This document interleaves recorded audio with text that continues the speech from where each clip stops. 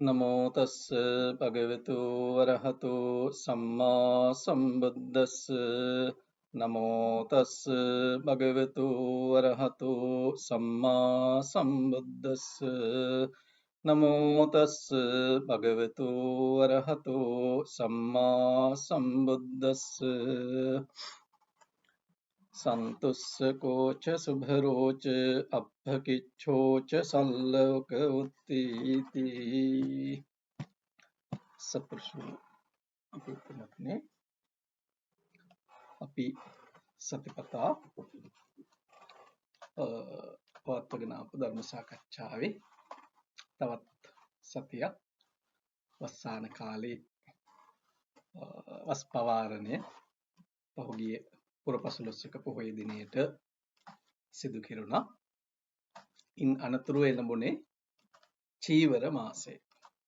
ශාසනයේ වැඩි වශයෙන්ම පින්කම් කෙරෙන මාසය. වස්සාන කාලයටත් වඩා මොකද ඔය දවස් 30 ඇතුළත කියන්නේ වප්පුර පසළොස්වක පොහොයේ ඉඳලා ඉල්පිර පසළොස්වක පොහොය දක්වා කාලය තුල සියලු විහාරස්ථානවල පින්කම් අවසන් වෙන්නට ඕන. සාමාන්‍යයෙන් ලංකාවේ නම් විහාරස්ථාන 10000ක් විතර තියෙනවා. ඉතින් 10000 30න් බෙදුවම දවසකට රට පුරා පැවැත්වෙන පින්කම් ගාන ගැන දල අදහසක් ගත හැකියි. ඒ වගේම ලෝකෙම ගත්තයින් පස්සේ මම හිතන්නේ දවසකට කටින චීවර පින්කම් සිද්ධ වෙන ප්‍රමාණය දහස් ගානක්. ඒ නිසා මේ චීවර මාසේ බෞද්ධ වූ අපි හැමෝටම වටිනා මාසයක්. සමහර අයගේ ජීවිතේ සදානුස්මරණීය වූ පින්කම් සිද්ධ වෙන මාසයක්. මොකද ජීවිතේ අපිට අමතක නොවන සිදුවීම් තියෙනවානේ. ඒ වගේ මාස 3ක් පුරාවට මහන්සි වෙලා ඒ චීවර පූජා කරගන්න, කටින චීවර හැටියට පූජා කරගන්න ඒ අවකාශ සැලසුනාම ඒ හිතට දැනෙන සතුට. මොකද දැන් හුඟක් වෙලාවට අපි වෙන මොනවා හරි දෙයක් කරා නම් අයවැය බලනවනේ. අයවැය බලලා මෙච්චරක් වියදම් වුණා, මෙච්චරක් තමයි ලැබුණේ කියලා හිතට පොඩි සමහර වෙලාවට බලාපොරොත්තු ප්‍රමාණයට ලැබිලා නැත්නම් අසතුටකුත්, බලාපොරොත්තු ප්‍රමාණයට ලැබිලා තියෙනවා නම් සතුටකුත් ලැබෙනවා. නමුත් කඨින පින්කමක් අවසානයේ අපේ එහෙම එකක් නෙවෙයි තියෙන්නේ. මාස ගාණක් පුරාවට අපි කැප වෙලා උත්සාහවත් වෙලා වටිනා පින්කමක් සිද්ධ කරගත්තා කියන සතුට. ඒක මනින්ද එහෙම නැත්නම් සංසන්දනය කරන්න මින්මක් නෑ. හිතට පුදුම විදිහේ සතුටක්, සැනසීමක්, නිවීමක් දැනෙනවා අවබෝධයෙන් ඒ කටයුතු කළා. ඉතින් අපි මුලවත් මතක් කළා මේ කර්ණීයමෙත්ත සූත්‍රයත් ඒ වස්සාන කාලය හා සම්බන්ධ සූත්‍රයක් කියන බව භාග්‍යවත් බුදු පියාණන් වහන්සේ ඒ වස්විසු ස්වාමින් වහන්සේලාට අදාළ සූත්‍රයක්. ඒත් අපි එහි චරිතයක් හැඩගස්වා ගන්නට පුරුදු පුහුණු කරගත යුතු ධර්මතා කිහිපයක් පිළිබඳව කතා කළා. සක්කෝ, උජෝච, සෝජෝච, සුවචෝ චස්ස, මුදු අනතිමානේ. සන්තුස්සකෝච කියන තැනින් තමයි අපි පහුගිය සතියේ නැවැත්තුවේ. ඊළඟට තියෙන්නේ සුභරෝච කියන වචනේ. ඊට කලින් මොනවා හරි අහන්න දෙයක් තියෙනවා නම් ඇහුවට වරදක් නැහැ. තියෙනවද මොනවා හරි අහන්න? හරිනේ සිංහල තේරුම තියෙන තැනක මම දැක්කා සන්තුෂ්ඨක ගුණය වෙන කීපයක් තේරුම තියෙන තැන තිබුණා 12 ආකාර සන්තුෂ්ටියක් ගැන. ඒක ගැන මහත් තේරුම් ඒකේ අට කතාවේ තමයි ඔය. ඒ කියන්නේ දැන් ඔය සන්තුෂ්ඨ ගුණය පැහැදිලි කරන්න පුළුවන් ආකාර ගොඩක් තියෙනවා. ඒකට මේ ආකාර අතර ඔය 12 ආකාරය කියන්නේ එක ආකාරයක්. මූලිකව ගත්තම ආකාර 4කට පැහැදිලි කරනවා. ඔය චීවර පින්නපාත සේනාසන ගිලාන ප්‍රත්‍ය කියන එක. ඊට පස්සේ ඒක අර ආධ්‍යාත්මික පැත්තට ගත්තම, ධර්මයේ පැත්තට ගත්තම ඒක තවදුරටත් විස්තර කරලා දක්වන්න පුළුවන්. ඒක ඔය අපි වස් පවාරණයේ දවසේ මේ මම කියලා දුන්නු කතාව උපනන්ද ස්තවීර කතාව මම කියලා දුන්නේ.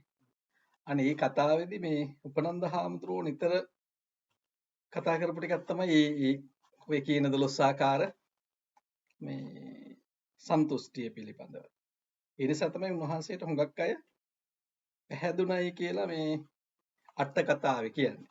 කියන උන්වහන්සේට හරිය ලස්සනට බණ කියන්න ධර්මදේශනා කරන්න පුළුවන්ව හිටපු ස්වාමීන් වහන්සේ නමක්. ඒ නිසා හැමෝම උන්වහන්සේට මේ උන්වහන්සේගේ දැන් මේ කාලෙමත් ඉන්නවනේ එහෙම ජනප්‍රිය ස්වාමීන් වහන්සේ නමක් වඩිනවා කිව්වම කොච්චර වැඩ තිබුණත් අපි ඊ වැඩ නවත්තලා එදාට ඒකට සම්බන්ධ වෙන්න උත්සාහවත් වෙනවා. අන්තිමට බණ ඇහුවේ නැතත් ඒක අර දහස් ගාණක් අතරේ තෙරපිලා බණ අහන්න සමහරට හම්බෙන්නේ. අර පුළුල් තිරේක හාමුදුරුවෝ දැක්කම ඉතින් අර ළඟ දැක්කා වගේ කියන ඇති අන්තං ස්වාමීන් වහන්සේගේ මූණ දැකගත්තා ළඟදී. එහෙම අර මිනිස්සු සතුටක් ලබන එකක් තියෙනවා. මොකද කෙනා දකින විදිහේ වෙනස්නේ. ඒ දකින විදිහත් එක්ක එක විදිහට පහදින්න පුළුවන්කම තියෙනවා.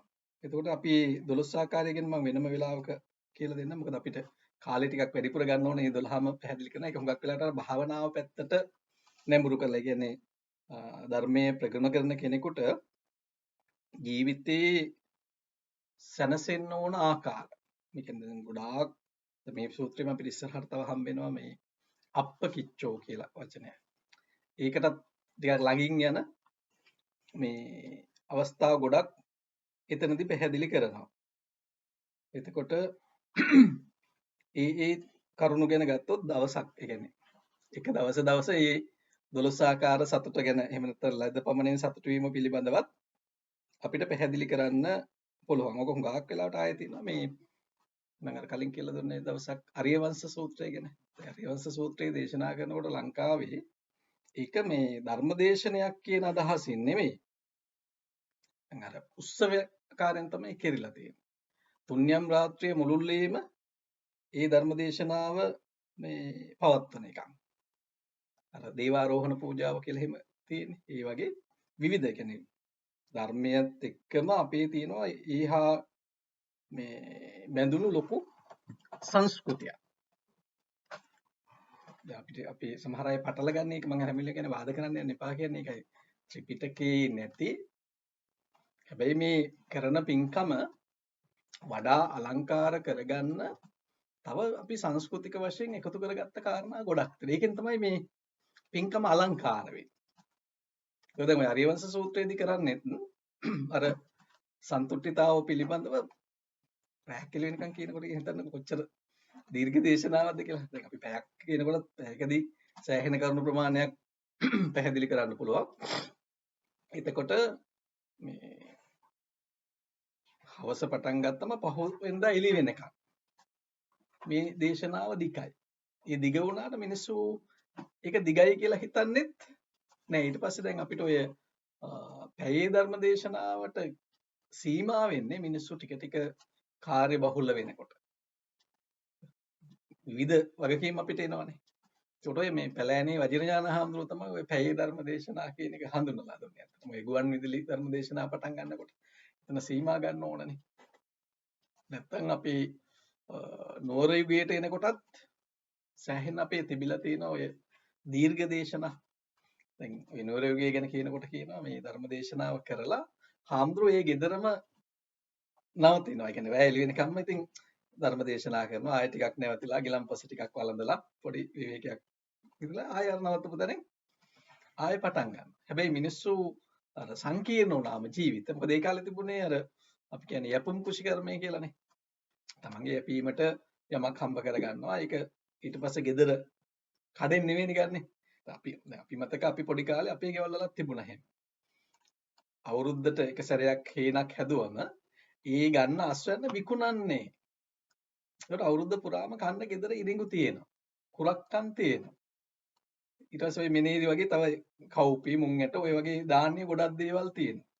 වට්ටක්කා අවුරුදු මේ මාස 5ක් 6ක් තියාගන්න පුළුවන්. ඒවල බෙහෙත් පොර ගහන්නේ නැහනේ. පිපිඤ්ඤා කැකිරිත් එහෙමයි. එතකොට ඒ පරිසරයේ මිනිස්සුන්ට ලොකු බලාපොරොත්තු තිබුණේ නැහැ. ලොකු වගකීම් තිබුණේ නැහැ. වෙලාවට වැඩට යන්න ඕන කියලා එකක් තිබුණෙත් නැහැ. එහෙම කියලා මිනිස්සු කම්මැලිත් නෑ. අක්කර 5 6 වගා කරනවානේ. වගා කරලා හදා ගන්නවා. ඒකේ එතකොට අර සතුට තිබුණා ඒගොල්ලන්ට. ඒතකොට ඔය සන්තුෂ්ඨිතාව කියන එකේදී ගිහි පැවිදි දෙපාර්ශ්වයේම මේ පැහැදිලි කරන්න පුළුවන් පැති ගොඩාක් තියෙනවා. අර 12 ආකාරයකට එනකොට වැඩි බර තියෙන්නේ මේ භාවනාව පැත්තටත් නෙඹුරු ටිකක්. ඒක අපි ඉස්සරහට වෙනම කතා කරමු. එතකොට මූලික වශයෙන් අපිට ගන්න තියෙන්නේ ආහාර, නිවාස, ඇඳුම් පැළඳුම්, බෙහෙත් හේත් කියන මූලික අවශ්‍යතා ටික අපේ. එතකොට ඔය හතර අපට ලැබෙන විදිහත් එක්ක අපේ සෑහීමටපත් වීම කොච්චරද කියන එක තමයි මූලිකව හදා ගන්න තියෙන්නේ. ඊට පස්සේ තව ටිකක් අදිනෙන් අදින ඉස්සරහට යනකොට මේක පැහැදිලි කරගන්න පුළුවන්කම තියෙනවා. වෙන මොනවද තියෙන්නේ? ඊළඟ සුබරෝ කියලා කියන්නේ පහසුවෙන් පෝෂණය කළ හැකි කෙනෙක් වෙන්න කියලා. අපි නැත්නම් හුඟක් අය ඒකනේ. අපහසුයෙන් තමයි අපිට පෝෂණය කරන්න හුඟක් වෙලාවට අපේ ජීවිතවල තියෙන එකට සාමාන්‍ය ස්වභාවය අර කෙලෙස් සහගත හිතක් ඇති කියන්නේ නැහනේ. කොච්චර ලැබුණත් ඇති කියන්නේ නැති එකක් තියෙනවා. තව ටිකක් මම අර කලින් දවසට ඉලක්ක හැදෙන විදිහ. ඉස්සලා අපි හදාගන්න 100ක් කියලා. 100ක් හදනවා. දැන් 100ක් දෙන මේක 1000ක් කරගමු කියලා හිතනවා. 1000ක් වුණාම හිතනවා ඒක 10000ක් කරගමු. එක බිඳුවෙන් තව වැඩි කරගන්න තියෙන්නේ. 10000ක් වුණාට පස්සේ ඒක ලක්ෂයක් කරගමු කියලා හිතනවා. ඊට පස්සේ ලක්ෂෙ ඒක මිලියනයකට යනවා. කොහොමම බිඳුව වැඩි කර යනවා. ඉතින් කවදාවත් දැන් නම් අපිට ඇත කියලා හිතෙන්නේ. මං කිව්ව මටත් ඒ වගේ මොකක්වත් නැතිනකොට කල්ලතෝනියේ පොට්ටනිකාරයෙක් යන එනමක් නැති කෙනෙක් කිව්වන් පස්සේ කුටියක් හරි හදන්න ඕන කියලා පටන් ගත්ත එක පන්සල් 10ක් හදලා නේද කියලා. ඒක පටන් ගත්තම ඉතින් අර ස්වභාවයෙන්ම ඔක ගලාගෙන යනවා. ජීවිතේ හැටි එහෙමයි. මේ හිතේ හැටි මොනෝහරි අරමුණකට මේක හොඳ වෙන්නත් පුළුවන් නරක වෙන්නත් පුළුවන්. මොනෝහරි අරමුණකට අපි යොමු වුණොත් ඒක ඒ ඔස්සේ දිගට ගලාගෙන යන මේ මන්ත්‍රව්‍ය වලට හැබැයි වෙන එකත් එහෙම එකක් තමයි. ඒක නරක පැත්තකින්. දැන් අපිට පෙනුනට එයා නාස්තිකාරයෙක් මෙහෙමයි අර එහෙමයි කියලා එයා හැබැයි ඒක විඳිනවා. අපිට තේරුණාට මේ මනුස්සයා මොකද්ද මේ කරගන්නේ ජීවිතයයි විනාශ කරගන්නේ කියලා අපි හිතුවට එයා ජීවිතේක හොඳයි කියලා නෙමෙයි මේ කියන්නේ.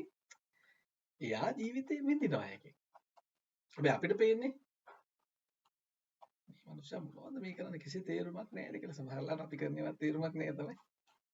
ගොඩක් වෙලාවට අපේ ජීවිතවල අපි වියදම් කරන ප්‍රමාණය ගත්තම ඇත්තටම අපි වියදම් කරලා තියෙන්නේ අවශ්‍යම දේවල් වලටද කියලා හිතුවොත් එහෙම. සමහර කෙනෙක්ගේ විවාහ මංගල උත්සවයක් ගත්තයින් පස්සේ කොච්චර වියදම් කරනවද? එක දවසකටනේ.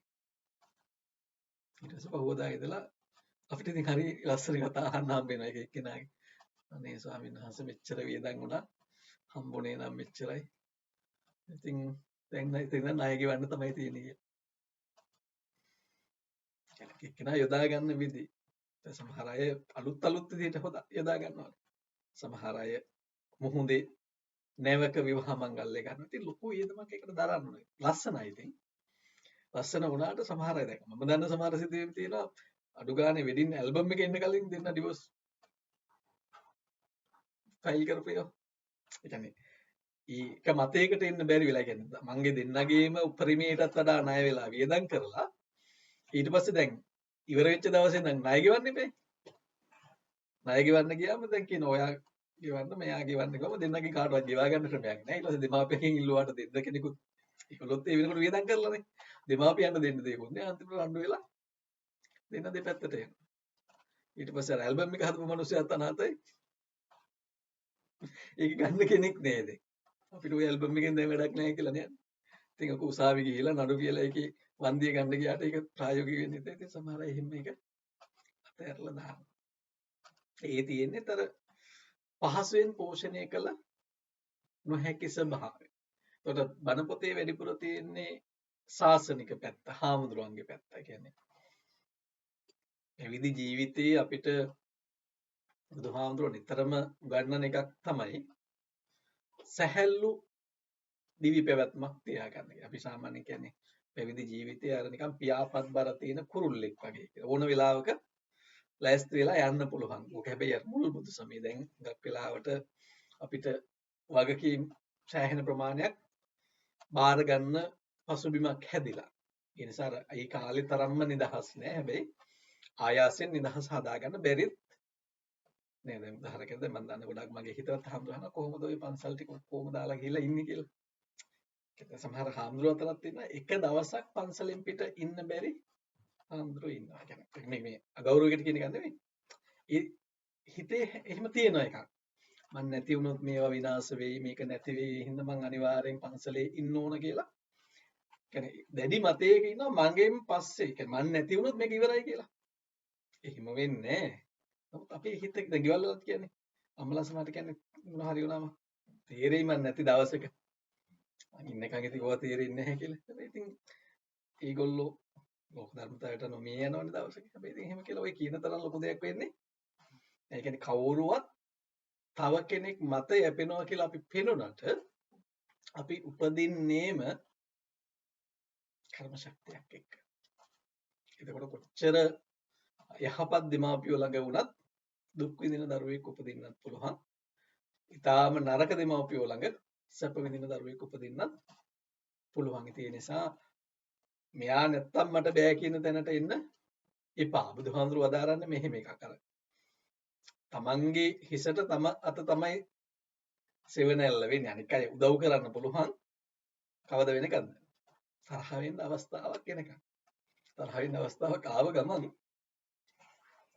අර තියෙන හිතවත්කම වෙනස් වෙලා යන්න පුළුවන්. ඒ නිසා අර තව කෙනෙක් මත යැපෙන්නේ නැතුව මේ පහසුවෙන් පෝෂණය කරන්න පුළුවන් දිවි පැවැත්මක් හදාගන්න කියලා. ඒක ගිහි වුණත් පැවිදි වුණත් එහෙම කෙනාට ලෝකේ කොතන වුණත් ඉන්න පුළුවන්.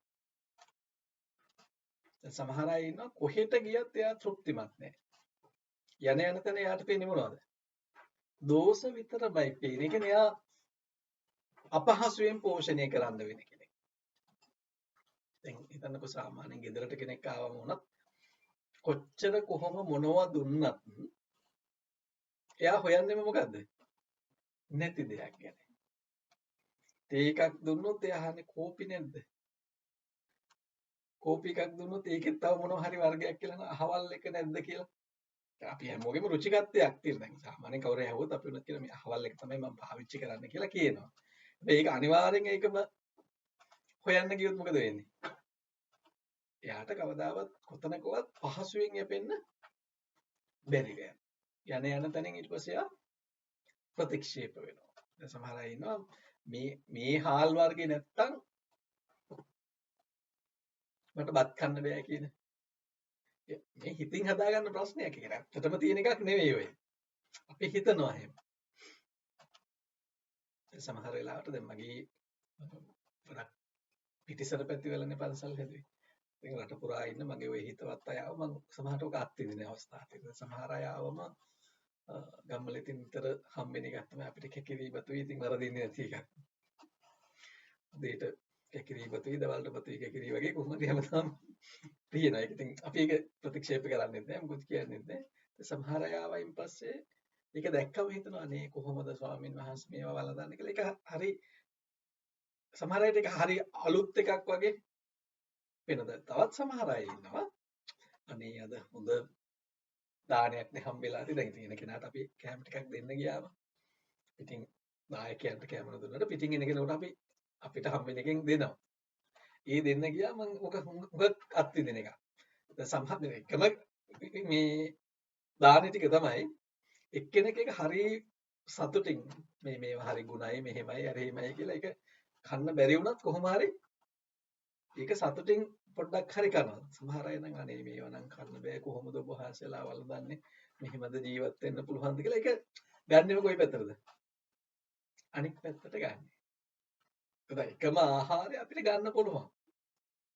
ඒකට ඔක කොච්චර හොඳට තිබුණත් සෑහීමටපත් වෙන්නේ නැති කෙනා සෑහීමටපත් වෙන්නේ නැද? සමහරලාට පන්සලේ වැළුවයින් පස්සේ මේ හරි අමාරුයි නේද දුෂ්කරයි නේද මේ ඉතින් මම ඉක්මනට ඒකට කොහේ හරි ඒ අහල පහල තියෙන හොටෙල් එකක් ලෑස්ති කරලා දෙනවා ඊට පස්සේ ඇවිල්ලා බහුදාට මොකක්ද දන්නවද කියන්නේ හරි ගණන් මේක. ඒක ගණන් වැඩි. ඉතින් දැන් සමහර අය ඉන්නවනේ අද නම් හරි හොඳයි ස්වාමීන් වහන්සේ මේ මොකුත් ඕනේ නිකන් බෙඩ් ෂීට් එකක් තිබුණා නම් ඇත්තේ නිකන් බිමට අපිට එලාගෙන ඉඳගෙන දෙන්න නැගිටලා කියනවා හරි සනීපෙට නේද ගියා මේ හරි නිදහස් පන්සලේ කියලා සමහර අය ඉන්නේ. හැබැයි සමහර අය ඉන්නවා අර කොහොම තිබුණත් ඒක සෑහෙන්නේ නැහැ. හාමුදුරුවෝටත් එනවා එහෙම. මොන පහසුකම් දුන්නත් අපිට දෙන්න පුළුවන් උපරිමයේ දුන්නත් දකින්නේ මොකද්ද? අඩුවක්ම තමයි පේන්නේ. ඉතින් ඊට පස්සේ හුඟක් වෙලාවට එහෙම අයට සමාජයේ පිළිගැනීම අඩු වෙනවා. මොකද අපෝ යා කතා කරනවා නම් ඉතින් අපි වෙන මේකට ලෑස්ති වෙන්න ඕන.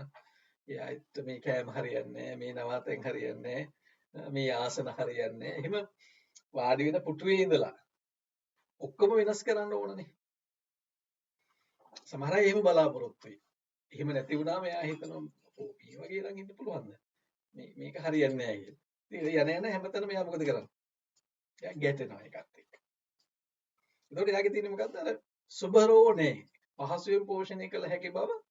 එයා හැමතැනම අතෘප්තියෙන් ඉන්නේ එතකොට. ඒතකොට ගිහි වේවා පැවිදි වේවා මේ පහසුවෙන් පෝෂණය කළ හැකි නම් ඔබට ලෝකේ කොහෙට ගියත් සැනසෙල්ල ඉන්න පුළුවන් සතුටින් ඉන්න පුළුවන්. එහෙම නැති කෙනා අර සාමාන්‍ය කතා කරන අත්ින් අත්තට පනන කොල්ලා දෙමීනසී කියන. කියන්නේ අර හැමතැනම යාට මේව නෑ. මෙතෙන්ට වඩා අතන හොඳයි. එතෙන්ට වඩා තව තැනක් හොඳයි. එහෙම තනින් තැනට මාරු වෙන්න හදන එක. ඒත් එහෙම අනවශ්‍ය ප්‍රමාණයක් අවශ්‍යතාවයක් තියෙනවා නම් ඒක මාරු වෙන්න එපා කියන එක නෙමෙයි මේ කියන්නේ. හැබැයි ඒකේ හැම වෙලෙම ගන්න ඕන මොකද්ද? සීමාව දැනගන්න ඕන. මගේ මේ බලාපොරොත්තු වීමේ සීමාව කොතනද? ආහාර පාන වේවා, ඇඳුම් පැළඳුම් වේවා, නිවාස වේවා, බෙහෙත් හේත් වේවා, අනික් භවභෝග සම්පත් වේවා, යාන වාහන වේවා, කෝවගේ වුණත් අපිට යන්න පුළුවන් ප්‍රමාණයක් තියෙනවානේ. වාහනයක උනත් ස්පීඩ් කරන්න පුළුවන් ප්‍රමාණයක් තියෙනවානේ. ඊට වඩා ගියොත් ඉතින් මේ අපි කියන්නේ නම් පෙට්ටියකට ස්තෝත්‍ර කරලා යන්න කියලානේ. ඔතන ඊට වඩා ගියොත් ඒක මාරාන්තික අනතුරකට හේතුවක් වෙන්න පුළුවන්.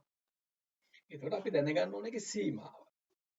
ඒකට මේ සීමාව නොදන්න කෙනා හැම තැනකදීම අපහසුටපත් වෙනවා. කොතනකදීවත් ආපහු එන්න කියලා යාට කියන්නේ නේද? නිකන් හිතන්නකො තමන්ගේ ජීවිතේ කිසිම තැනකදී තමන්ට එහෙම හිතෙන් ආරාධනාවක් එන්නේ නැත්නම් එක සැරයක් ගියාම ආයෙත් එන්න කියලා කියන්නේ නැත්නම් පොඩ්ඩක් හිතන්න ඕන මොකද්ද? මගේ මොකක් හරි එතෙන්ට නොගැලපෙන බවක් තියෙනවා කියන එක. කියන්නේ ඒගොල්ලන්ට මාව පෝෂණය කරන්න අමාරුයි. දැන් ගෙවල් වුණත් අපි නිකන් මොන හරි උත්සවයක් තියලා ඥාති ලැයිස්තුව හදනකොට නිකන් කතා කරනකොට අපි කියන යා නම් ටිකක් කරදරයි නේද කියන එක. යා මේ අපි එයාට නොකිය ඉන්නේ. යා පස්සේ වෙලාවක වෙන මොනවට හරි ගෙන්න ගමු කියලා අපි අර ලැයිස්තුවෙන් කපා හරිනවා. මොකද එයා පහසුවෙන් පෝෂණය කළ හැකි කෙනෙක් නෙවෙයි. එතකොට අර පිරිසක් එකතු වෙන තැනකදී එයා ගෙන්න ගන්නවා කියන්නේ මොකද්ද? නඩුවක් තමයි. එතකොට එයා මග අරිනවා. ඒ නිසා ජීවිතේ පුරුදු වෙන්න ඕන අපිට හිතන්නකො කොච්චර මොනවා තිබුණත් ඔය ඔක්කොම පරිහරණය කරන්න පුළුවන් කොච්චර කල්ද? මේ ජීවත් වෙන කෙටි කාලේ විතරයි. එතනින් පස්සේ දැන් මේ චූටි දෝනියනේ හිතන්නකො. දැන් දෝනියට සල්ලි ගැන තේරුමක් නැහැනේ. මේක මෙච්චරක් වටිනා සල්ලි ගොඩක් කිව්වත් එයාට ගන්න නැහැ. ඒකෙත් පුළුවන් නම් මොන හරි චිත්‍රයක් අඳ කියන්නේ. එයා දන්නේ ඒකනේ. හැබැයි යාට අවුරුදු 15ක් 16ක් වෙනකොට නෑ මේක එහෙම කරන්න හොඳ නැති එකක්. මේකෙන් ඊට වඩා දේවල් කරන්න පුළුවන් කියලා වැටහෙනවා. ආයෙම ගිහිල්ලා දැන් එයා වයසට ගියාට පස්සේ අඳට ගියාට පස්සේ එයාට ආයෙත් ඒ සල්ලි මොනවකින්වත් කරන්න දෙයක් නෑ. ඒවට වටිනාකම් ලැබෙන කාලයක් තියෙනවා. වාහනයක් වුණත් එහෙම. ඇඟට හයිය තියෙනකන් ඩ්‍රයිව් කරන්න පුළුවන් වෙනකන් ඉතින් වාහනේ හොඳයි. සැප පහසුයි ඔක්කොම බලන්න පුළුවන්. ඉතින් මොකොත් බැරි වෙනකොට ඉම්බියුලන්ස් එකට තමයි කෝල් කරන්නේ. නේ? ඒතකොට අපි ඒක තේරුම් අරගෙන ඉන්න ඕන. නැතු නෑ මම නම් ඉම්බියුලන්ස් වල යන්නේ නෑ මෙහෙමයි කියලා හරියන්නේ. නෑ අර හොඳ හැමදාම සැප පහසු පුටු හොයපු කෙනාට වීල් චෙයාර් කියන්නත් කාලයක් හම්බ වෙනවා. එහෙම නැත්නම් අර රෝහල්ලදී අර ට්‍රොලි එක තියාගෙන තල්ලු කරගෙන යනකොට ආයි මොන සැපද ඒකනේ. හොඳ නැහැ. කොහෙවත් මේ ට්‍රොලියේ සැප පහසුවට කියලා ලොකෝට හැදීමක් නැහැනේ. ඒ වෙලාවේ බොහොම කටුක අවස්ථාවක් ගෙවන්න සිද්ධ වෙනවා. එතකොට ආය මෙයා මෙහෙම කෙනෙක් ඒ හින්දා මෙයා මේ ට්‍රොලිය ගෙන යන්න බෑ. මෙයාට අපි විශේෂයක් ගේනවා කියලා කවුරුවත් දෙන්නේ නැහැ. ඉතින් වීල් චෙයාර් එක නම් වීල් චෙයාර් එක තමයි ඉතින් මොන හරි පොඩි ටිකක් හදන්න පුළුවන්. නමුත් අසනීප වෙච්ච වෙලාවට කාටවත් ඒක බලන්න බෑ. එතකොට අර හොඳින් ඉන්න කාලේ අපි තේරුම් ගන්න උත්සාහ කරනවා මේ තියෙන ටික ඔක්කොම తాවකාලිකව තියෙන එකක් කියලා. අපි කැමති වුණත් අකමැති වුණත් මේක අපිට ජීවිත කාලයේම මෙහෙම පවත්වාගෙන යන්න බැහැ කියන එක. நமக்கு ජීවිතයේ අවදි ටිකම හිතන්නකෝ. දැන් අපි ඔයගොල්ලෝගේ අවුරුදු දැන් 35ක් 40ක් 45ක් වෙලා නම් ඔය එක එක අවදි වල අපේ කැමැත්ත තිබුණේ එකම දෙයට නෙවෙයිනේ. පුංචිම කාලේ තිබුණු කැමැත්ත නෙවෙයි, ඊට පස්සේ තිබුණු කැමැත්ත නෙවෙයි, දැන් තියෙන කැමැත්ත නෙවෙයි. තව ඉස්සරහට යනකොට ඔය කැමැත්තත් වෙනස් වෙනවා. ඒතකොට ජීවිත කාලෙම අපි එකම දෙයකට කැමතියි මන්නම් වෙනස් වෙන්නේ නැහැ කියවට එහෙම පවතින්නේ. ඒ අවදීන් අවදියට වෙනස් වෙනවා. එතකොට මේ ඒ වෙනස් වීමට අපිට එකඟ වෙන්න පුළුවන් නම් ප්‍රශ්න ගොඩක් තියෙන්නේ ඒ වෙනස් වීම දරන්න බැරි කෙනාට. දැන් හිතන්නකො කොණ්ඩේ සුදු වෙනකොට මගේ නම් කවදාවත් සුදු වෙන්න දෙන්නේ නැහැ කියලා හිතාගෙන හිටපු කෙනාට හරියට දුක හිතෙනවානේ. මේ කලින් ඉඳන් අපි හිත හදාගෙන ඉන්නවා නම් මේක දවසක සුදු වෙන එකක්. ඒ කියන්නේ මේක මේ නාන්න නැතුව සෝදන්න නැතුව එහෙම තියන්න කියලා නෙමෙයි මේ කියන්නේ. ඕක පීරන්න ෂැම්පු දාන්න පුළුවන් සත්කාර ඔක්කොම ටික කරන්න ප්‍රශ්නයක් නැහැ. හැබැයි මතක තියාගන්න ඕක හැමදාම ඔහොම තියෙන්නේ නෑ. මේක ටික ටික මේ සුදු වෙලා අන්තිමට ඕක හැලිලා අර නිකන් Tamanටම තමන් පිළිකුල් වෙන තත්ත්වයට දවසකපත් වෙනවා. ඒත් එක මේක නඩත්තු කරාට වරදක් නෑ.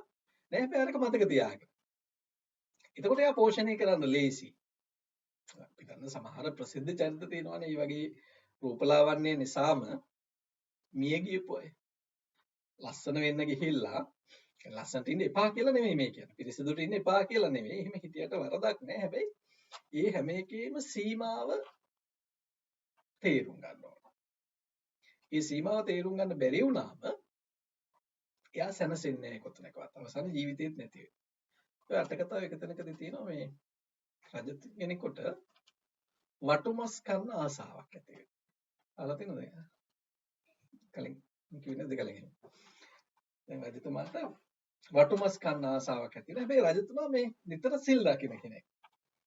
ඒ නිසා වටුමස් කන්න ඕන වුණාට දැන් මේක කියන්න බෑ. කියපු ගමන් රාජපුරුෂයෝ මොකද කරන්නේ? මේ මරලා ගේනවා. දැන් රජතුමා මම බලන් ඉඳිද්දි එයා වැහැරෙනවා. දැන් අපේ හිම එකක් තියෙනවා. තමන් කැමති දේ නොලබුණොත් වෙන මොනවා තිබුණත් අර හිතේ සතුට නැහැනේ. සමහර කාල තියෙනවා මේ අහවල් දේ තිබුණා නම් මට ලෙඩ වුණාම අපි අහන්නේ ඒකනේ. කන්න පුළුවන් මොනවද? කැමති මොනාටද? අර ළමෙක් හම්බෙන්න ඉන්න කාලෙත් අපි අහනවා හුඟක් වෙලාවට. මොකද එයා සතුටින් තියන්න ඕන කියලා. එයා නැත්තම් අර ඒ දැනෙන පීඩාව බලපානවා අර කුසේ වැඩෙන දරුවට. ඒ වගේ දැන් රජතුමාට දැන් වටුමස් කන්න ආසයි. දැන් මේක නැති හින්දා රාජභෝජන කොච්චර තිබුණත් හිතට හරිනේ නැහැ. ඊට පස්සේ මේ දුර්වල වෙනකොට රාජවෛද්‍යවරයාත් බැලුවා අසනීප නැහැ. එතන හිතේ ප්‍රශ්නයක් තියෙනවා. ඊට පස්සේ නෑ කියලා දැන් වෛද්‍යවරයා දෙනවා දැන් මේක මේ කායික ප්‍රශ්නයක් නෙවෙයි දැන් තියෙන්නේ මානසික ප්‍රශ්නයක් තියෙන්නේ. දැන් අපි කියන්නේ මනෝවිද්‍යාව කියන එක අලුතින් මේ සිග්මන්ඩ් ෆ්‍රොයිඩ්ලා මෙහි හැදුවකට ඊට එහා ගියපු මනෝවිද්‍යාව මේ බෞද්ධ දර්ශනය ඇතුලේ තියෙනවා. يعني මේ මානසික ව්‍යාධි වලට ප්‍රතිකාර කරපුවා ඕන තරම් අපිට මතු කරගන්න පුළුවන් බණ පොතේ. ඉතින් වෛද්‍යවරයා කියනවා නෑ රජතුමනි ඔබතුමාට මේ කායික රෝගයක් නෑ. හිතේ තමයි ප්‍රශ්නේ තියෙන්නේ. ඊට පස්සේ දිගින් දිගටම අහනකොට කියනවා මේ කියන්නත් බෑ. මට වටුමස් කන්නයි කියලා. ඉතින් මේ පොඩි දෙයක් නේ මේ ඇය දෙකෙන් කරලා දෙන්න පුළුවන් වැඩ ඇයි ඔක නෑ මම සිල් රකින්න කෙනෙක්. ඒ නිසා මේක කියපු ගමන් කොහේ හරි ඉන්න වටුවෙක් මරලා ගේනවනේ. ඒ නිසා අර වෛද්‍යවරයාට කොන්දේසියක් දෙනවා. වටුමස් ඕනි හැබැයි කොහොමද?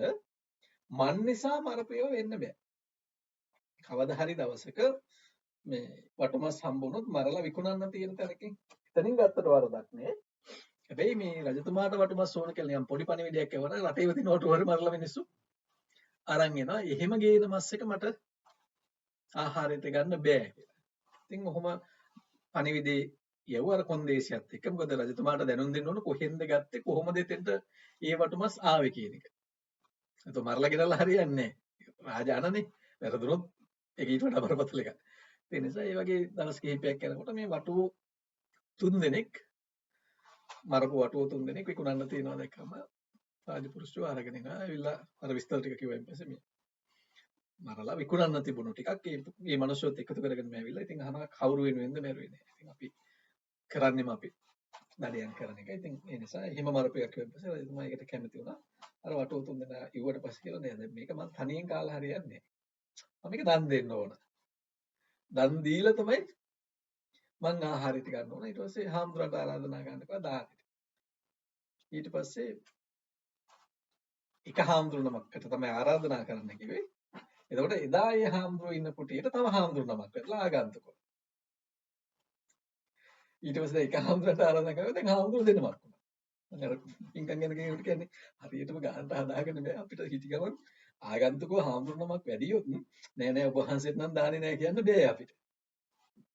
හැම වෙලේම අපි ඒ නිසා සාමාන්‍ය පන්සල් වල සම්ප්‍රදායක් තියෙනවා මේ පොඩ්ඩක් වැඩිපුර දාන ටිකක් තියෙන එක. අදට උනත් අපි උනත් කොහේ හරි වඩිනකොට පන්සලක් ළඟ දාලා ආයෙ නම් මේ පන්සලෙන් දාන ටිකක් වලදලා යමු කියලා. ඒකට අඳුනන්නවත් එහෙම එකක් අවශ්‍ය නැහැ. ඒ අර සාසනික ක්‍රමයේදී. ඒකට දැන් අර හාමුදුරන්ට දැන් රජවාසලෙන් ආරාධනා කරාම අර හාමුදුරුවෝ තියලා යන්න විදිහක් නැහැනේ. ආගන්තුක හාමුදුරුවෝත් එක්කගෙන වැඩියා. දැන් දානේ පූජා කරලා හාමුදුරුවෝ දෙනමට වටුව දෙන්නෙක් පූජා කළා. ඔය එකයි තියෙන්නේ. ඉතින් රජතුමා හිතුවා මේක බලමු ඉතින් පිළිගන්නලා බලමු කියලා පළවෙනි හාමුදුරුවෝ පිළිගත්තේ නැහැ. දෙවෙනි හාමුදුරුවෝ ඒකත් පිළිගත්තා. එදත් රජතුමාට වටුමස් නැහැ. ඉතින් රජතුමා කියනවා ඉතින් මේ පිළිගැනීමේ පමණ දන්නේ නැති භික්ෂූන් නිසා මම මාස ගාණක් තිස්සේ බලාගෙන හිටපු වටුමස් ව්‍යංජනේ මට ලැබුණේ නැහැ කියලා. ඉතින් ආයෙත් රාජ වෛද්‍යවරයා පණිවිඩය දෙනවා මේ ආයෙ හම්බුනොත් ආයෙත් කියන්නේ. ඊට පස්සේ ආයෙත් අර වගේම වටුව 3 දෙනෙක් හම්බ වෙනවා. ආයෙත් ඉදත් රජතුමාට ආයෙත් හිතගෙනම ගන්න. මේක දන් නොදී වලවන්න හොඳ නැහැ. රාජ භෝජනේ හැටියට ගන්නවා. මේක දන් දෙන්න ඕන. ආයෙත් හාමුදුරට ආරාධනා කළා. ආරාධනා කළා උන්වහන්සේ වැඩියා. එදා වැඩියට පස්සේ අර වගේම පිළිගන්නුවාට පස්සේ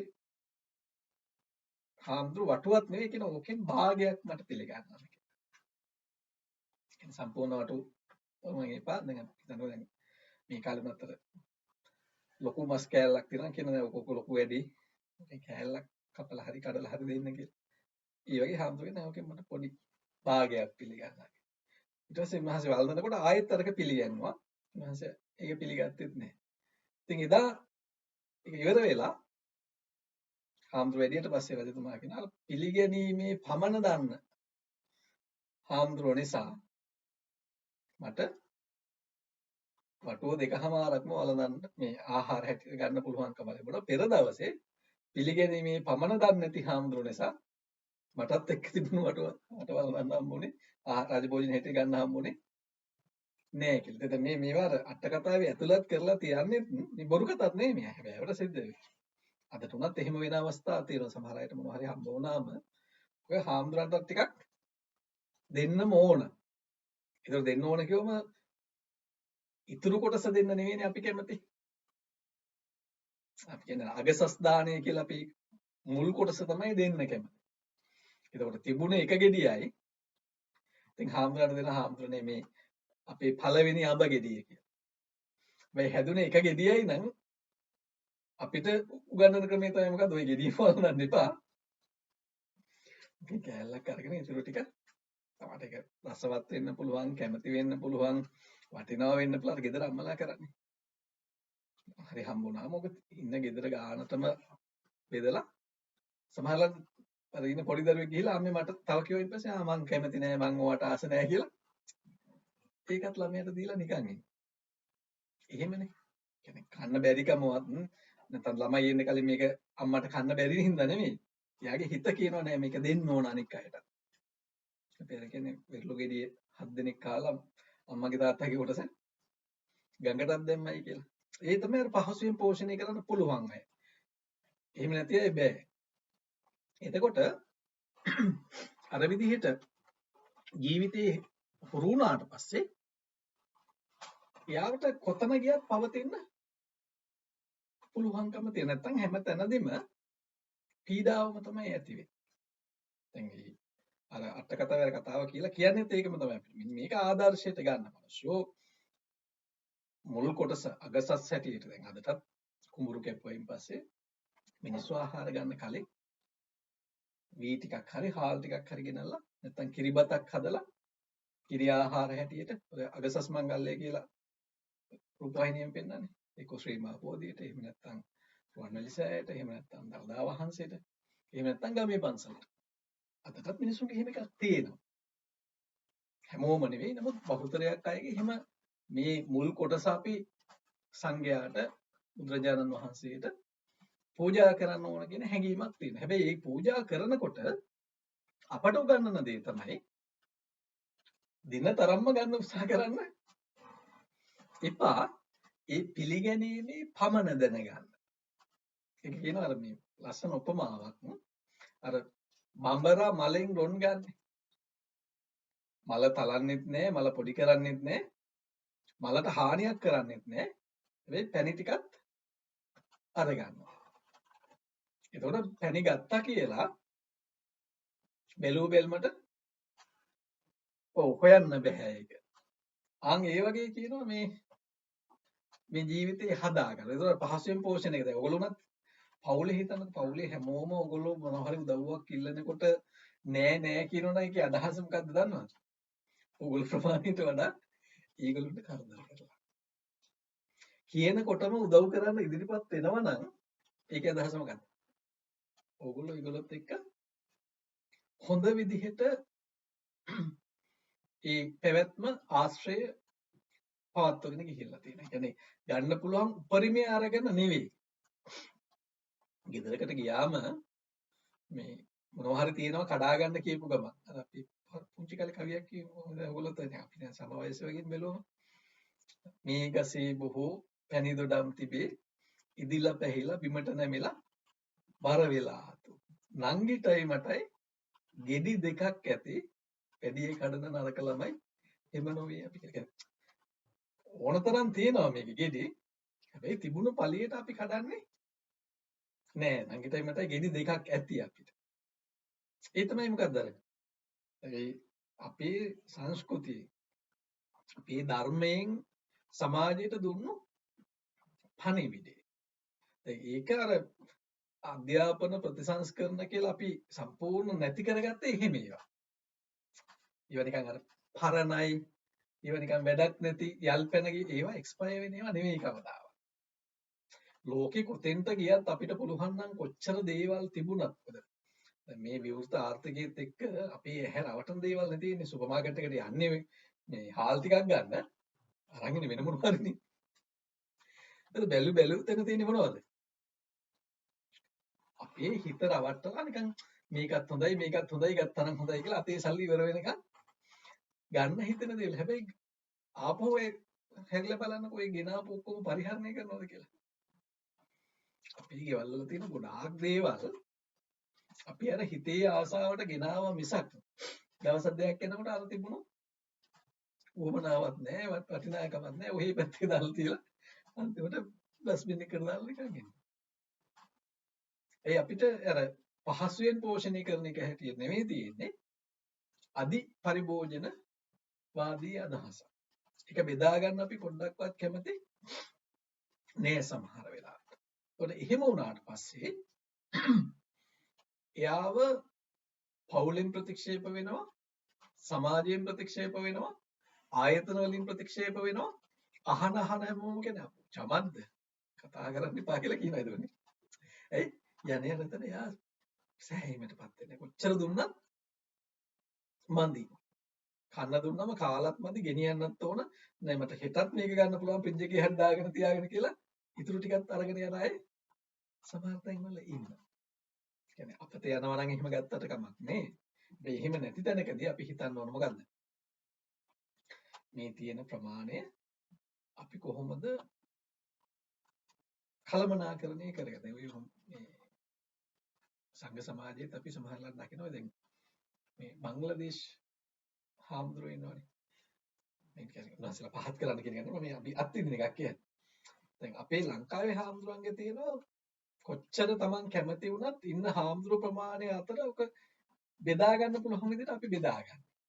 දැන් අරගොල්ලෝගේ ස්වභාවය එහෙම නෙවෙයි. ඒගොල්ලෝ කරන්නේ ඉස්සර වෙච්ච කෙනා තියෙන්නේ මොනවද? තියෙන ටික ඔක්කොම බෙදා ගන්න. ඉතින් අන්තිමට දැන් ඔය මම දීපු රටවල් ගොඩාක් අයගේ මේ බංග්ලාදේශ හාමුදුරන්ට නවාතැන් දෙන්නේ. ඒ දෙන්නේ නැත්තේ හාමුදුරුවෝ තමයි. හැබැයි ඒගොල්ලෝ දන්නේ නැහැ මේ යන තැන කොහොමද පවතින්න ඕන. ඒකලු පහසුවෙන් පෝෂණය කරන්න බෑ. පරිප්පු ව්‍යංජනයක් තිබ්බනම් අපි අර සුප් එක බොනවා වගේ මේ ගියපු පළවෙනි එක නරක ඉවර වෙනකම්ම බොනවා. ඊළඟට අනික අයද මොකුත් ඉතුරු කරන්නේ නැහැ. ඉතින් අපි එතකොට අර සමහර වෙලාවට කියන එක තරහින් නෙවෙයි.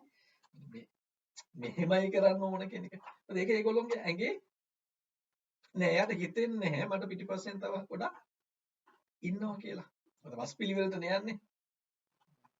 දැන් හිතන්නකෝ හාමුදුරුවෝ 29 නමක් ඉන්න තැනක අර මුලින්ම යන කෙනා අර තියෙන ටික ඔක්කොම ටික හලාගත්තට පස්සේ ඒ හලාගෙන එක සමහරට වළඳන්න පුළුවන් ප්‍රමාණෙත් නෙමෙයි. පාත්‍රයේ ඔක ලංකාවේ ගොඩක් තියෙන ප්‍රශ්නයක්. දෙකේ දෙපැත්තක් තියෙනවා.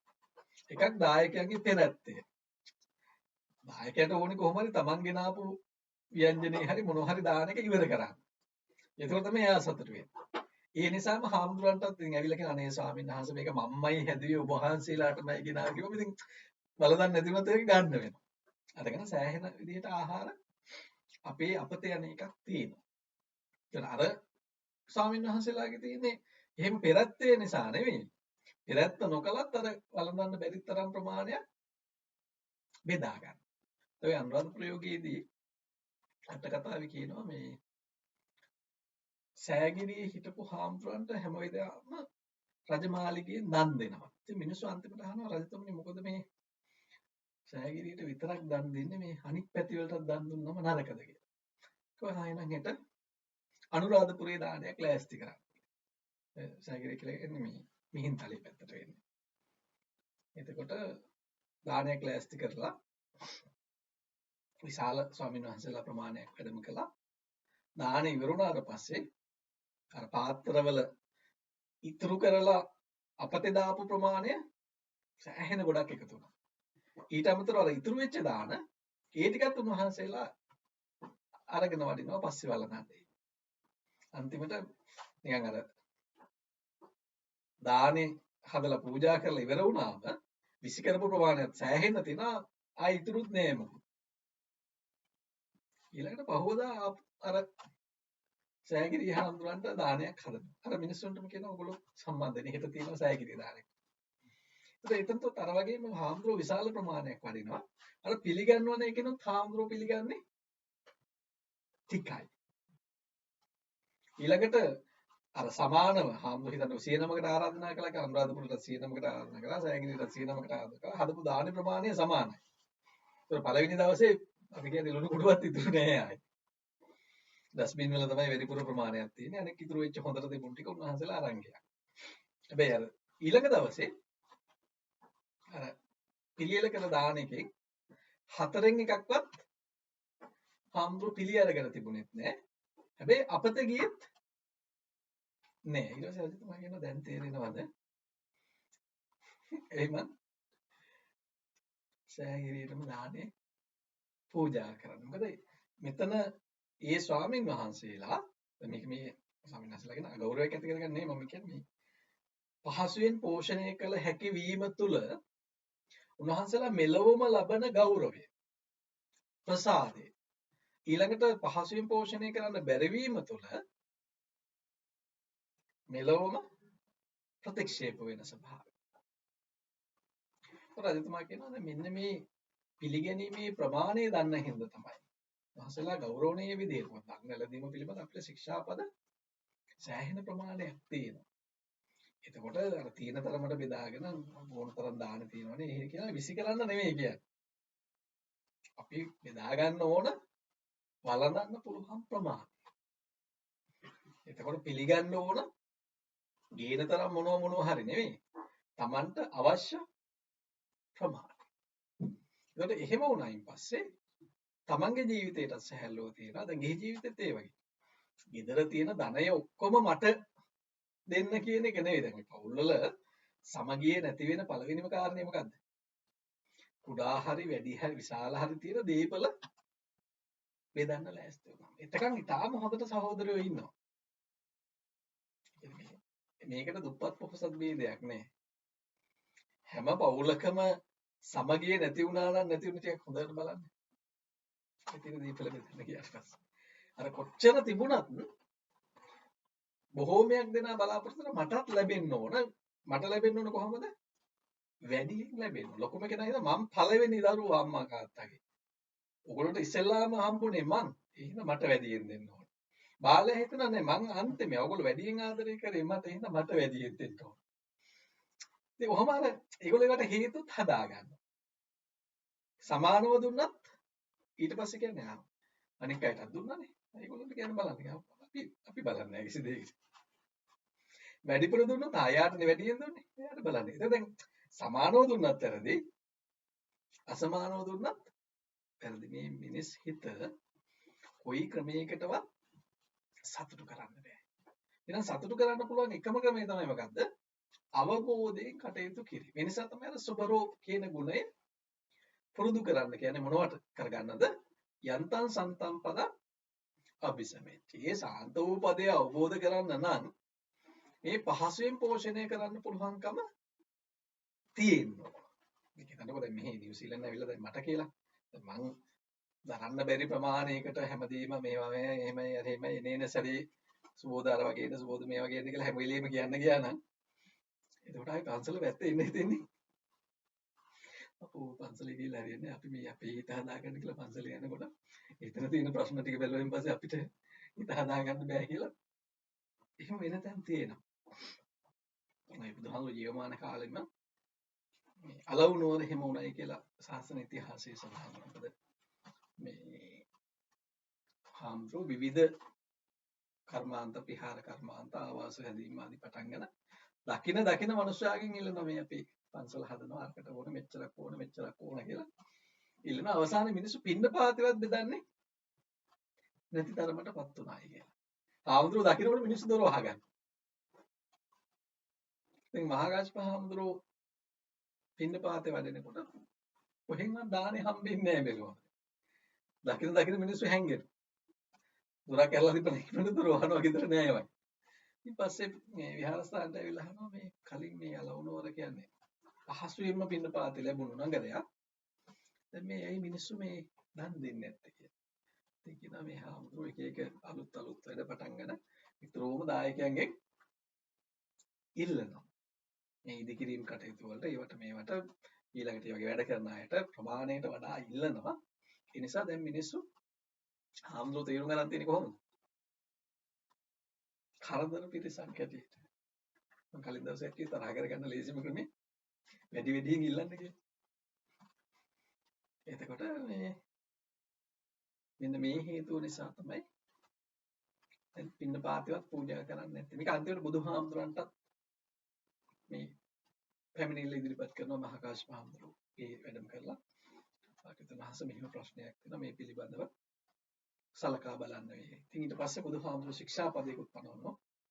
අර අතීත කතාවල දේශනා කරලා මේ ඉල්ලීමේ තියෙන ආධිනවය සහ පහසුවෙන් පෝෂණය කිරීම තුළ තමන්ට ලැබෙන ගෞරවය පිළිබඳව. මොකද මේ ගෞරවය කියන එක බලෙන් ගන්න පුළුවන් එකක් නෙවෙයි. අර ලංකාවේ භෝගේ කාලේ තිබුණේ මේ බෝඩ් එක ගහලම තියෙනවා මොකද්ද? මේකේ අයියලා මල්ලිලා කවුරුවත් නැහැ. සර් විතරයි ඉන්නේ. සර් කියලා ආමන්ත්‍රණය කරන්නයි කියලා. මම ඊයේ පිටේ එකක් කවුරුමට වෙලා තිබුණා මේ කඩේක ගහලා තියෙනවා මේ අක්කලා නංගිලා ඇන්ටිලා මේ කඩේ නෑ අවශ්‍ය බඩුව විතරක් කියන්නේ. يعني තමන් ගන්න ඕන බඩුව විතරක් කියන්නේ මේ අහවල් එක මට දෙන්න කියලා. මේ සමහර අය ඇවිල්ලා අක්කේ කියලා ඉල්ලනවා ඇති. සමහර අය ඇන්ටි කියලා ඉල්ලනවා ඇති. සමහර අය අක්කා කියලා ඉල්ලනවා. සමහර අය නංගි කියලා ඉන්නවා. එයා කැමති නෑ එහෙම කියනවාට. ඒකේ නෑ දැක මොකුත් නෑ මේ කඩේ. ඔයාට ගන්න ඕන බඩු විතරක් ඉල්ලන්නේ කියලා. ඉතින් ඒක දැන් මේ සෝෂල් මීඩියා වල තියෙන ඒක තමයි මොනවා හරි එහෙම එකක් දැක්ක ගමන් හරි වේගෙන් දාන ඉතින් එක එක්කෙනා කමෙන් දාන යන්න එපා පැත්තට කවුරුත් එක්ක. කඩේ නිකම්ම වහන්න පුළුවන් දැන් අර අතීතයේ වගේ නෙවෙයි. මොනවා හරි එකක් අපි වැරදියට යොදා ගත්තොත් ඒක හැම තැනකදීම අපිට හානිය පිණිස පවතිනවා. ඒ නිසා ජීවිතේ තේරුම් ගන්න උත්සාහවත් වෙන්න කොයි තත්ත්වයේ හිටියත් Taman පහසුවෙන් පෝෂණය කරන්න පුළුවන් තත්ත්වයේ ජීවිතයක් හදාගන්න. එහෙම නැති වුණාම ඔබට නැති වෙන්නේ සතුට කියන එක. අපි මේ හැමදේම කරන්නේ සතුටින් ඉන්නනේ. සතුටින් ඉන්න කියන එක භෞතික දේවල් මත තීරණය වෙන එකක් නෙවෙයි. හැම වෙලේම තේරුම් ගන්න ඕනේ ඒක. ගොඩක් අය හිතන්නේ මේ භෞතික දේවල් ඔක්කොම තිබුණම අපිට සතුට හම්බෙයි කියලානේ. ඒක එහෙම නෙවෙයි. මුළු ලෝකෙම තියෙන දේවල් හම්බ වුණා. තමන්ගේ හිත හැදිලා නැත්නම් යම් ප්‍රමාණයකටවත් ඒ හැම වෙලෙම ඉන්නේ මහා පීඩාවකින්. කිසිම සැනසීමක් ඒ ජීවිතවල ඇත්තේ නෑ. කතා කරන මොහොතක් ගානේ යාගේ තියෙන්නේ මොනවද? මොකක් හරි අතෘප්තිකර බවක්, කනගාටු බවක්, පීඩා විඳින බවක්. අනේ බලන්න මෙහෙම වුණා, එහෙම වුණා, දැන් මේක මෙහෙමයි අර එහෙමයි කියලා. එයාට ප්‍රශ්නයක කෙලවර ගන්න බැරුව යනවා.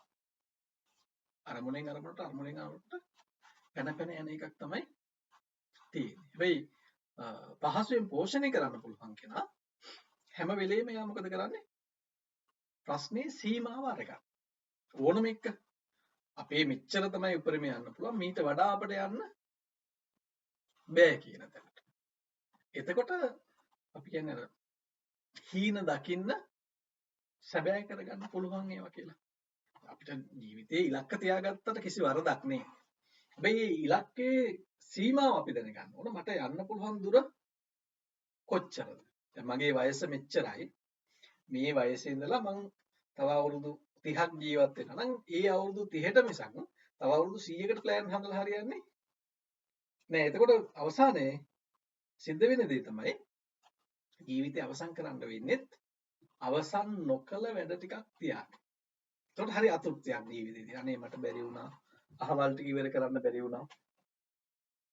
මම මෙන්න මේ වැඩ ටික පටන් ගත්තා. ඒක මට ඉවර කරගන්න බැරි වුණා කියන අතෘප්තියෙන් තමයි මරණයටපත් වෙන්නේ. ඒකට අවසාන මොහොතේ එහෙම අතෘප්තිකර බවක් ඇති වුණොත් ඒක කෙලෙස් සහගතයිනේ. එතකොට යාගේ මරණින් මතු ජීවිතය ගැන අප වෙන්න කාටවත් බැරි වෙනවා. මේ තුපවංශයේ සඳහන් වෙනවා දැන් දුටුගැමුණු රජතුමා අවසාන කාලයට එනකොට රුවන්වැලිසෑය වැඩ ඉවර කරගන්න බැරි වුණා. එතකොට මට මතක විදිහට මේ හතරස් කොටුවක් දක්වා වගේ තමයි වැඩ කරලා තිබුණේ. ඉතින් සද්ධාතිස්ස කුමාරයා මොකද කරන්නේ?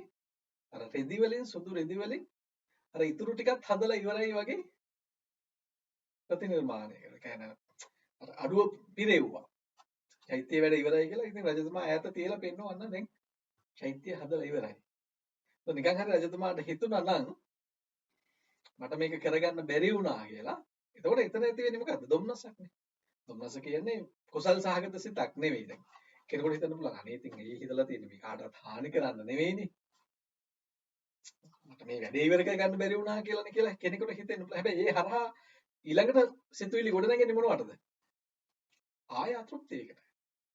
ඒකට තමන් අසාර්ථක රජෙක් කියලා තමයි තමන්ට දැනෙන්නේ. දැන් මට තෘප්තිමත් වෙන්න බැරි නම් මං හාමුදුරු කෙනෙක් හැටියට මගේ ජීවිතය ගැන ආයෙ මොනවා කිව්වත් එතනින් එහාට පළක් නැහැ.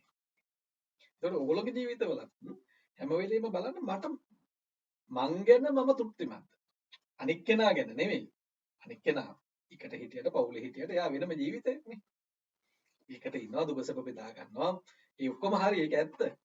හැබැයි ඒ අයගේ සතුට සම්පූර්ණයෙන් අපිට ලබා දෙන්න පුළුවන් කමක් නෑ. ඉතලා තමන් හිතනවා නම් වැරදි වැඩක් කරලා නෙමෙයි. ධාර්මික ජීවිතයක් ගත කරලා මට මං ගැන තෘප්තිමත් වෙන්න පුළුවන් කියන එක. ඒක ආය හිතන්න ඕන එකක්. ඒකට අපි කියනවා ප්‍රත්‍යවේක්ෂා කරනවා. සිල්ලා වර්ජනා කරනවා කියලා අපි කියන්නේ. සිල් සමාදන් වුණාම හවසට මතක් කරලා බලන්න කියන උදේ ඉඳන් මගේ සීලය කොහොමද කඩ වුණාද, සිදුරු වුණාද, පැල්ලම් ඇති වුණාද කොහොමද කියලා බලන්නේ කියලා. ඒකට ඒක මුකුත් වෙලා නැත්නම් හිතට හරි සතුටුයිනේ. ඒ වගේ තමන්ගේ ගත වෙච්ච ජීවිතේ තමන් හදාගත්ත ඉලක්ක අර ළඟා කරගන්න පුළුවන් ඉලක්ක නම් ඒ එක එක සම්පූර්ණ වෙන්න තමන් සතුටු වෙනවා. එතකොට ඒ ළඟා කරගන්න බැරි තව පරම්පරා දෙකකට විතර ඉස්සරහට ඉවර කරන්න තියෙනව නම් හිතේ තියාගෙන හිටියේ. ඒක මතක් වෙන ගානේ තමන්ට හිතෙන්නේ පරාජිත හැඟීම. මට බැරි වුණානේ මේක කරන්න. නිකම්ම සමහර අය කියනවා එහෙම නිකම් මිනිස්සෙක් එකක්වත් කරන්න බැරි වුණා. සමහර තාත්තලා කියන මං දරුවන්ට මෙහෙම කරන්න හිටියා එහෙම කරන්න එකක්වත් මට කරන්න බැරි වුණා. සමහර අම්මලා කියන මම දරුවෝ ගැන මෙහෙම බලාපොරොත්තු වෙන්නේ මේ විදිහට බලාපොරොත්තු එක දරුවෙක්වත් මට ඕන විදිහට හැදුන්නේ නැහැ. වැඩිපුර අපි බලාපොරොත්තු තියාගත්ත තරමට දුක වැඩි. අඩුවෙන් බලාපොරොත්තු තියාගත්ත තරමට සනසීම වැඩි. ඒතකොට මේ සුභරෝ කියන එකේ පහසුවෙන් පෝෂණය කළ හැකි කෙනෙක් වෙන්න කියන එකේ අදහසම ඔබට ඔබ ගැන සතුටු වෙන්න පුළුවන් ඉස්සෙල්ලා. ඒ වගේම ඔබ වටේ ඉන්න අයටත් ඔබ ආශ්‍රය කරන්න අමාරු කෙනෙක් බවට පත් වෙන්නේ නැහැ. එහෙම නැත්නම් යන හැම තැනකදීම ඔබ ප්‍රතික්ෂේප වීම මිසක් ඔබට යහපතක් එන්නේ නැහැ කියන එක තේරුම් ගන්න ඕනේ. මේක හරි ලස්සන වචනයක්. මේ ජීවිතේට ගලප ගන්න පුළුවන් නම් මේ අතෘප්තියෙන් ඉන්න ගොඩාක් අයගේ බැලුවොත් ඔයාලට කන්න නැද්ද? තියෙනවා. අඳින්න නැද්ද? තියෙනවා. වාහනයක් නැද්ද? තියෙනවා. ගියක් නැද්ද? රෙන්ට් එකට හරි තියෙනවා. බෙහෙත් නැද්ද? තියෙනවා. මොනවද ඔයාලට නැත්තේ තව? එතකොට නෑ ඒ වුණාට කියලා පටන් ගන්නවා ටිකක්. කියන්නේ අවශ්‍ය ඔක්කොම තියෙනවා. ඒ තිබුණත් ඒ වුණාට කියලා තව ටිකක් එයා එකට එකතු කරනවා. ඒ නිසා මොකද වෙන්නේ? අර සියල්ල තිබිලත් එයා ඉන්නේ කොහොමද? දුකේ, අතෘප්තියේ. එතකොට ජීවිතේ කවදාවත් නැති දේවල් ගැන හිතා දුක් වෙන්න එපා. ඔබට තියෙන්නේ මොකද්ද? තියෙන දේ ගැන හිතලා සතුට වෙන්න. සාර්ථකත්වයේ මඟ තියෙන්නේ එතන. නැති දේ ගැන හිතලා දුක් වෙනවා කියන්නේ අපි දැන් ඔය අලුත් ක්‍රමයකට කියන්නේ නෙගටිව් තින්කින් කියලා නේද? අර කතාවට කියන්නේ මේ කෝප්පේ නම් මේකේ වතුර භාගයක් තියෙනවා නම් මට මේක හිතන්න පුළුවන් ක්‍රම දෙකක් තියෙනවා. අනේ බලන්නකෝ වතුර භාගයයිනේ මේ චමත් ගෙනල්ලා තියෙන්නේ. මේ මොනස ඒකවත් වතුර එකක් පුරවලා ගෙනාවේ නැහැ කියලා මට කනගාටුවක් ඇති කර ගන්නත් පුළුවන්. අඩු ගන්න භාගයක් හරි මෙයා ගෙනල්ලා දුන්නානේ. කියලා භාගය ගැන සතුටු වෙන්නත් හැබැයි එකම අරමුණ එකම ස්ථානයේ එකම පුද්ගලයේ අරමුණු කරගෙන අපිට ධනාත්මකව හිතන්නත් පුළුවන්. භාගයක් හරි තියෙනවා කියලා හිතපු ගමන් ඒක පොසිටිව් තින්කින්. භාගයක් අඩුයි කියලා හිතපු ගමන් නෙගටිව් තින්කින්. ඒතකොට බුදුහාමුදුරුවෝ අපිට උගන්වන්නේ භාගයක් හරි තියෙනවා නම් ඒ තියෙන භාගය ගැන සතුටු වෙන්න නැති භාගය ගැන හිතන්න එපා. ඒතකොට දැන් වතුර කොහෙත්ම නැත්තම් අපි සම්පූර්ණ කෝප්පේ හොයන්න බෑ. සම්පූර්ණ කෝප්පේ පුරවන්න වතුර හොයන්න ඕන. දැන් භාගයක් තියෙනවා නම් අපිට 150ක් හරි ගිහිල්ලානේ. තව 50යි අපිට හොයන්න තියෙන්නේ. ඒකට එහෙනම් අපි අර නැති 50 ගැන දුක් වෙමුද? තියෙන 50 ගැන සතුටු වෙමු. ඔබනේ තේරුම් ගන්න තියෙන්නේ. අර පාර්ලිමේන්තුවේ එක තැනකදී කියන මේ පාර්ලිමේන්තුවේ ඉන්න අයගෙන් 150ක් හොරු කියලා. කියපු ගමන් අනිත් පැත්ත නැගලා කියන කතානායකතුමනේ වහාම මේක ඉල්ලාස් කරගන්න කියන මේ ප්‍රකාශය වැරදි කියනවා.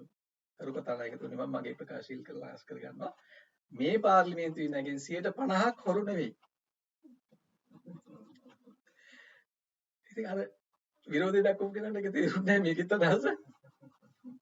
ඒකමයි කියලා. ඒතකොට ජීවිතේ අපිට දකින්න තියෙන්නේ අපි දක්ෂ වෙන්න ඕන ඒකට.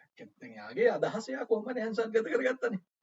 යාට ඕමනා උනේ ඒක මේ මතය කවදා හරි දවසක මම මේක කියලා තිබුණා කියන එක පෙන්වන්න. මේක හානි වෙච්ච දවසකට පෙන්වන්න පුළුවන් එකක් වෙන්න. ඒක එතකොට හැන්සාඩ් එකෙන් අයින් කරලා පළවෙනි එක අයින් කරලා දෙවෙනි එක තිබ්බා. ඒත් ඒ වගේ ජීවිතේ 100%ක්ම සාර්ථක ජීවිත කියලා එකක් නෑ.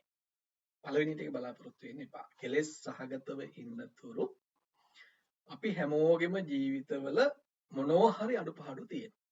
අඩුපාඩු නැති ජීවිත නෑ. ඒ නිසා ඒ අඩුව නෙමෙයි ඔබ දකින්න තියෙන හොඳ ටික දකින්න. ඕනම මිනිස්සෙගේ ගන්න තියෙන එක ගුණයක් හරි තියෙනවා නම් ඒ එක ගුණය හරි ගන්න. නරක තව ගොඩක් tie අපි මේ නරක ටික පැත්තකින් තියලා අපිට ගන්න පුළුවන් එක ගුණය අරගමු. එතකොට මොකද වෙන්නේ?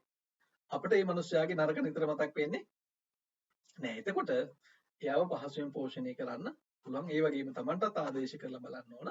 මගේ මොනවද මං නිවැරදි කරගන්න ඕන තියෙන දුර්ගුණ කියලා. නැත්නම් අකුසල් පව් නරකයි කියන මොනවද තියෙන්නේ මම මෙන්න මේ ටික මගේ ශක්ති ප්‍රමාණය නිවැරදි කරගන්නට උත්සාහවත් වෙන්න ඕන කියලා කල්පනා කරොත් දවසින් දවස අපිට පුළුවන්කම ලැබෙනවා පහසුවෙන් පෝෂණය කළ හැකි ජීවිතයක් ගොඩනගා ගන්න. ඒ කියන්නේ අපිට හම්බ වෙනවා මොකක්ද? සනසිලිදායක ජීවිතයක්, සතුට පිරුණු ජීවිතයක් නිවනට මෙහා මෙලොවම අපට හම්බ වෙනවා. ඒ නිසා නිවන කියන එක හිතන තරම් ඉක්මනට අපට අවබෝධ කරගන්න බැරි වුණා. ඒ කියන්නේ උත්සාහය අතරින්න කියලා නෙමෙයි මං කියන්නේ. මේ ගත කරන ජීවිතය අපිට සනසිල්ල ළඟා කරගන්න මේ ධර්මය සෑහෙන පිටුවහලක් කරගන්නට පුළුවන්කම තියෙනවා. මොනවා හරි ගැටලු තියෙනවා නම් අහන්න පුළුවන්. පැහැදිලි මොනවා හරි තියෙනවද? කතා නම් ලස්සන ඕන තරම් තියෙනවා. මතක කරගන්නකොට සමහර සිද්ධි හරියටම තැන මතක නැති වුණත් මේ සමහර කතා මතක් වෙනයි. ත්‍රිපිටකයේ අටුවා ටීකාවල තියෙන ඒවා ගත්තම සෑහෙන්න තියෙනවා මේවට මේ උදාහරණ හැටියට ඒකක්වත් ඔය දැන් කෙනෙකුට හිතෙන්න පුළුවන් මේ හාමුදුරන්ගේ සමහර ඒවා දුර්ගුණ වගේ. ඒ දුර්ගුණ වගේ ඒවා පෙන්නලා එකෙන් අපිට දෙන ආදර්ශය තමයි එයා එහෙම වුණාට ඔබ එහෙම වෙන්න එපා කියන.